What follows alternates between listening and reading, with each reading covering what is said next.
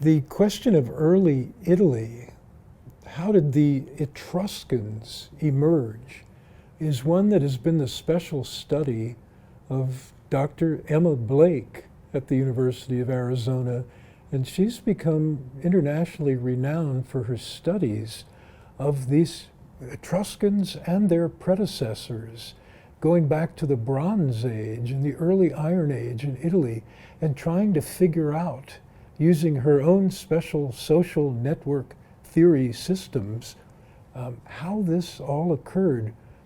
Let's take a listen to what Emma seems to be uncovering, because it's quite remarkable. I'm Dr. Emma Blake, and I'm an associate professor in the School of Anthropology here at the University of Arizona, and I'm an archaeologist. My work focuses on the regional groups who occupied the peninsula of Italy in the period before the Roman takeover of Italy.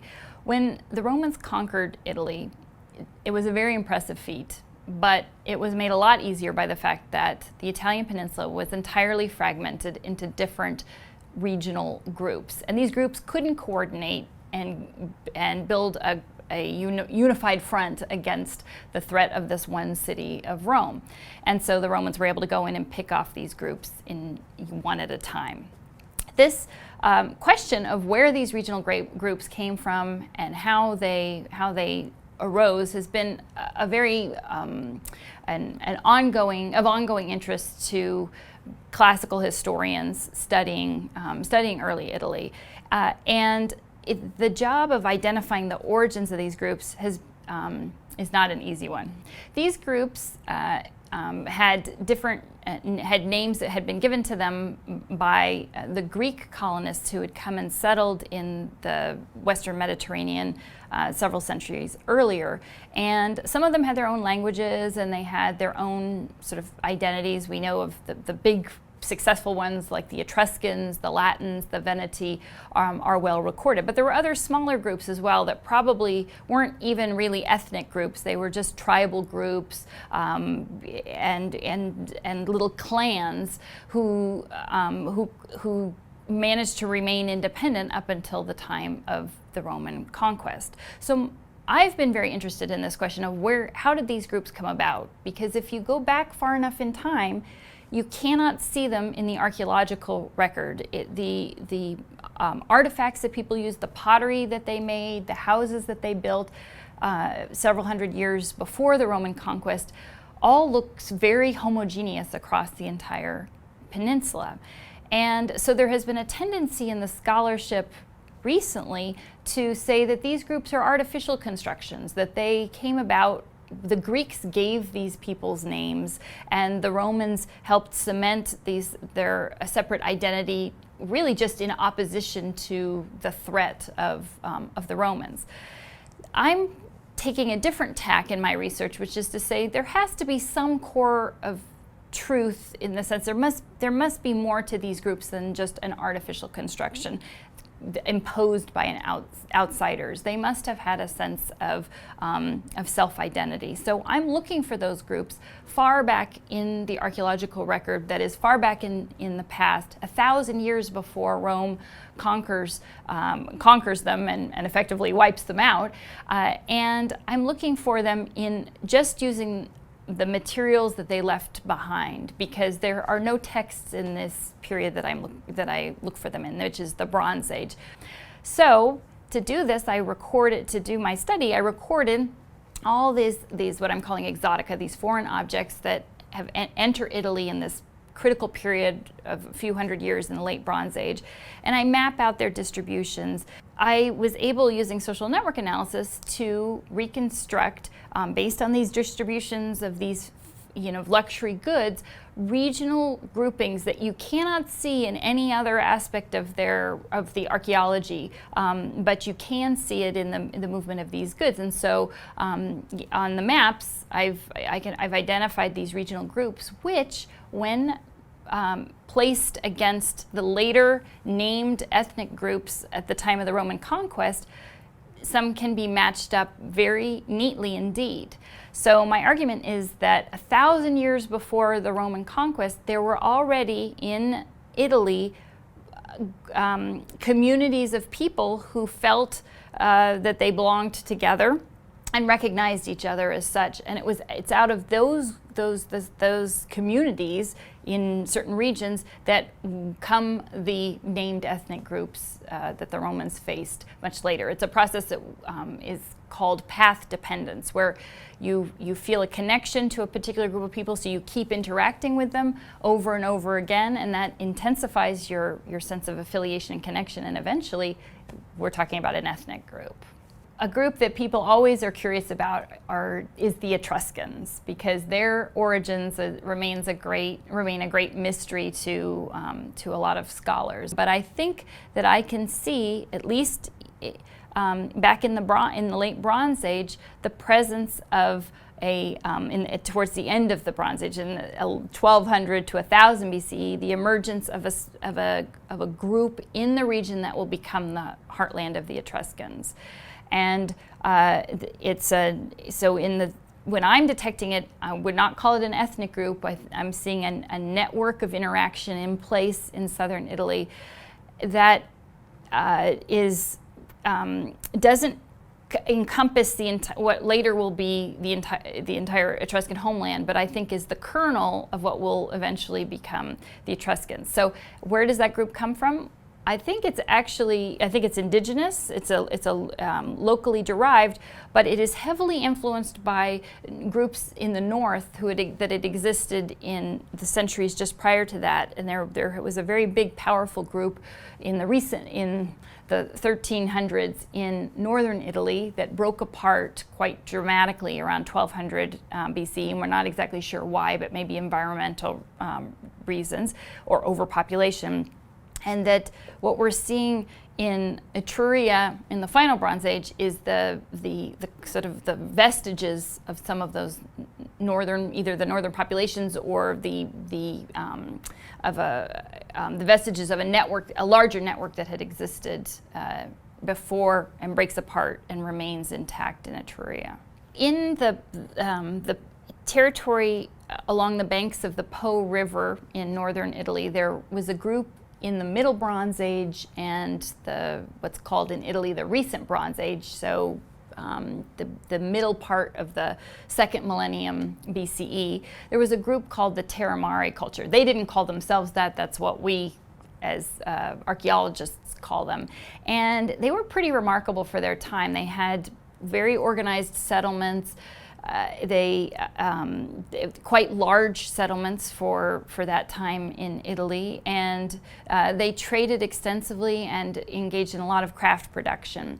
And they were sort of the economic powerhouse of pretty much all of Italy for several centuries.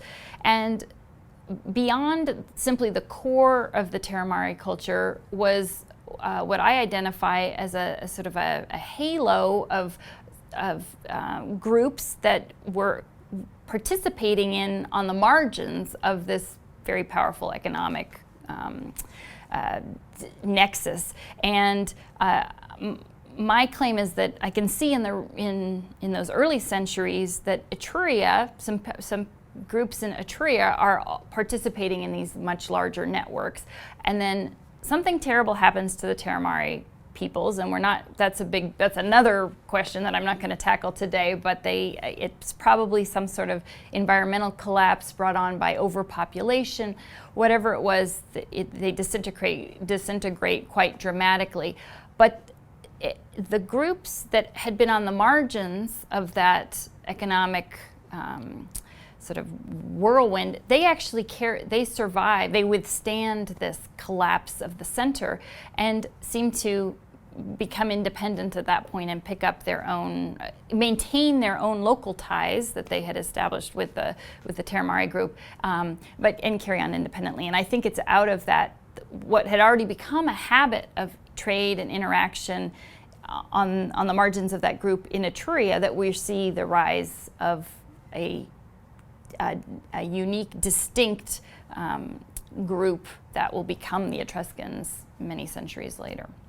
Back in the recent Bronze Age, when the terramari group is flourishing in 1350 to 1200 or so BCE. You can see on a map, when I placed the networks that I was able to construct using my methodology onto a map, you can see that there are many, many sites packed up in northern Italy, and then a string of sites, smaller groupings that extend down the peninsula, actually as far as the heel of the boot, but then also into, for what I'm talking about now, particularly interesting, into what is west central Italy, and where later the Etruscans will arise. And it's in that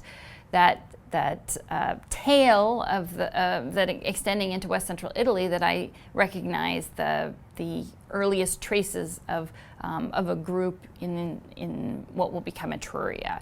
That's in the recent Bronze Age.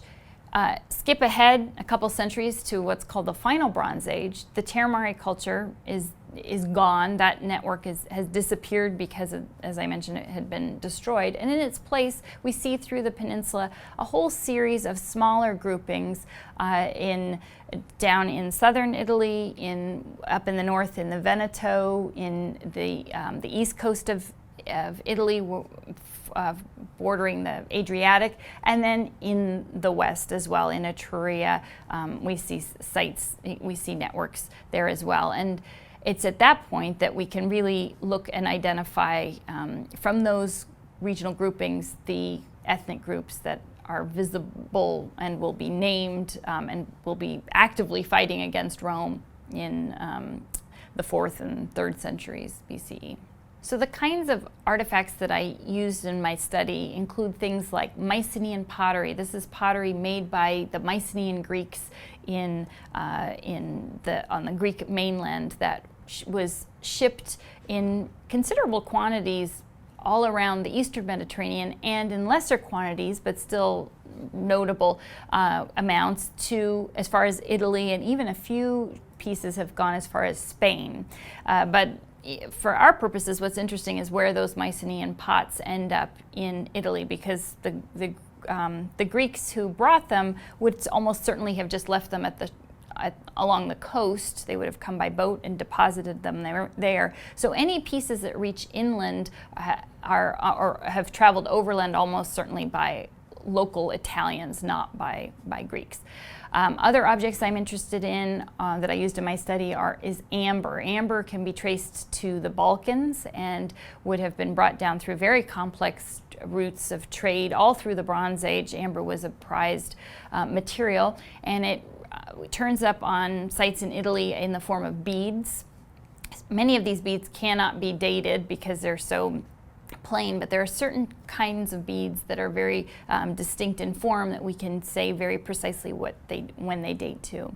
Likewise, bronze as the material, the most desired material for weapons and tools in the Bronze Age, hence the name for the age, circulated. We have brooches, knives, daggers, all kinds of equipment that was being produced probably elsewhere in Europe, and in some cases in Italy, but in limited quantities that was circulating. A prerequisite for a group to form and be cohesive is interaction with each other. That is a necessary component of any group, is that you interact with each other. Whether the group is a church group or an ethnic group or a national identity, you need to interact with each other to maintain that group's integrity. And so scholars have increasingly recognized that and realize that there's a lot to be learned from. Sometimes we can get at these groups through the patterns of interaction more effectively than we can identify them in other ways. So for archaeologists, looking at the degree of intensity of interactions between villages, for example, can tell us whether those groups had a common ethnic bond.